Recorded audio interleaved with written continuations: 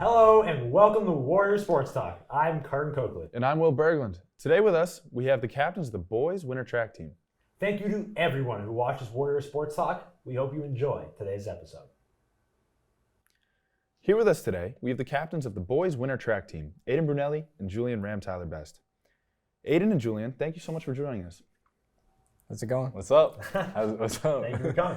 So season is off to a pretty great start so far. You guys just placed second in the Division 4 state relay meet. Obviously a huge deal, massive accomplishment. Talk to me about what that was like and why it was so meaningful for the team.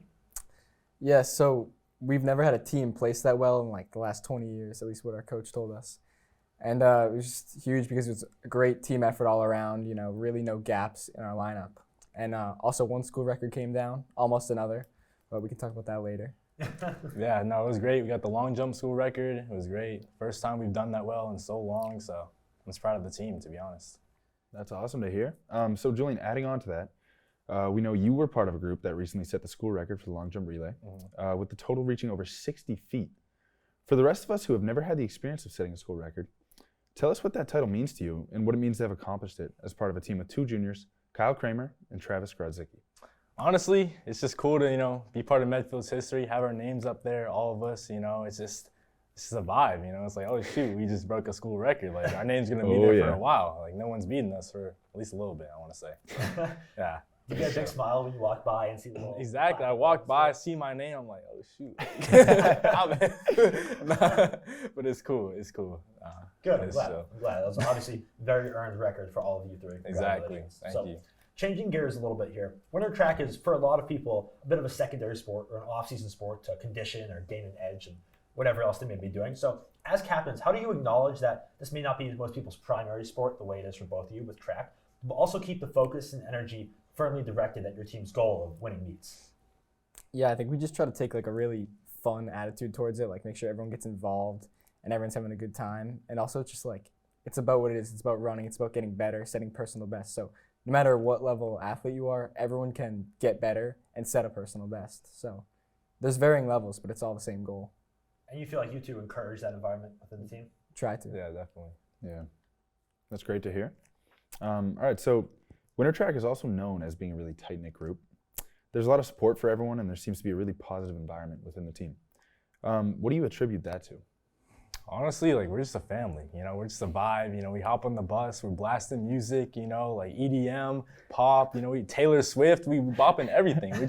Everyone's singing, it's just a vibe, no one's left out. So honestly, that's just the vibe of winter track. That's what we love to do. So that's pretty awesome. Yeah. And has that always been the environment ever since you joined winter track? Or is It's, that yeah, something no, you feel like you've brought with you? All the time. Since I was a freshman, I joined. Team was always a vibe, always a family. It's not that big as spring track, so we have a lot more time to bond with each other, really understand what we go through, and run together. That's what it's about. So. Do you attribute the leadership of past captains to kind of bringing you up and teaching you how to create that healthy, positive environment for the team? No, definitely, because they're always, the positive, the past people, and then we're just like, oh, we want to bring that positivity to our team now. So we're like, okay, let's go, So, Love it. Yeah. What are your team goals for the rest of the season, and how do you see your team reaching them? Well, first off, our goal this year was to beat Hopkinton because they've been a tough opponent. Medfield hasn't beat them in a dual meet since 2018, which was the last time we won the TVL. And this year, it came down to the very last race, the 4x4, in our meet against them. And unfortunately, we fell short of our season goal, which we set at the beginning of the season. But a nice thing was that their coach said it was the most competitive meet they've had since 2018 when we did beat them. So that was kind of like a little bit of sweetness in the... Nice, a little bit of victory within the defeat. Yeah, almost. Exactly. So going forward from that meet now, what are you looking forward to for your team, or what are you setting now? As the meets become more invitational based, the team kind of slims down a bit to the people who meet qualifying standards, so it becomes more individual. The next big meet we have a dual meet on Friday versus Norwood, where we're going for the win, obviously. What time is that? 7:30 at Reggie Lewis. And then we have the TVL Showcase meet, which is it's more of just like another chance to get your times. You can be dubbed the league champion if you win your event. And then after that, we have the divisional meet, and then moving on to states and nationals. Sweet. That's super exciting. All right. Well, thank you guys so much for taking the time to answer some questions. But before you go, we have a few more for you. Stay tuned for a game of reverse trivia. Aidan and Julian, welcome to Reverse Trivia for the first time in Warrior Sports Talk. Since you two are so fast, we thought we would ask you about some things that aren't so fast. This game is simple. We'll ask you a question. You either have to answer A, B, or C. You'll get 3 questions each, and whoever has the most right at the end wins. All right, so Aidan, you're going to be up first. Okay. What is the top speed of a sloth? A, 0.12 miles per hour. B, 0.35 miles per hour. Or C, 0.17 miles per hour. C. Correct. 0.17 miles per hour is the top speed of a sloth.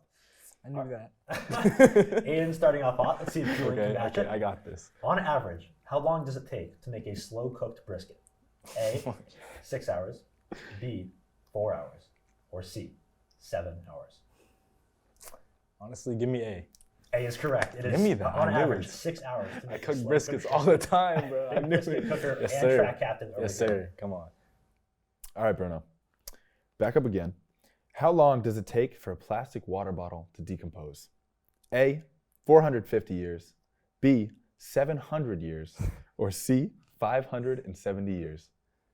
I'm going C. Incorrect. Correct answer was A, 450 years.